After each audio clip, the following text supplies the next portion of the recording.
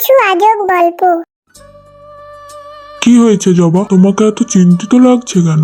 চপ্পল বাবু, আমার মনটা আজকে অনেক কু ডাকছে। মনে হচ্ছে যেন আমাদের বাড়িতে নতুন কোনো বিপদ আসছে।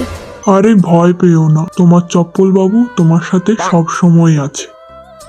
দাদা, এ কি ঠাকুরপো, তুমি এখন কোথায় গেছিলে? আমি বিয়ে করেছি বৌদি। কি, তুমি বিয়ে করেছো? কাকে? লিজা দিদিমণি, আপনি? হ্যাঁ রে জবা, আমি। ভাই, জেনে শুনে তুই এটা কি বিপদ ডেকে আনলি? কি ভেবেছিলি তুই তোর ওই চপ্পল বাবুকে আমার জীবন থেকে কেড়ে নিয়ে খুব শান্তিতে থাকবি? এবার তো আমি এই বাড়ির বউ হয়ে এসেছি, দেখ কিভাবে শান্তি দিই তোকে। আপনি আমাকে আর চপ্পল বাবুকে কোনো দিনও আলাদা করতে পারবেন না। দেখ জবা, এবার তোর সাথে আমি কি কি করি।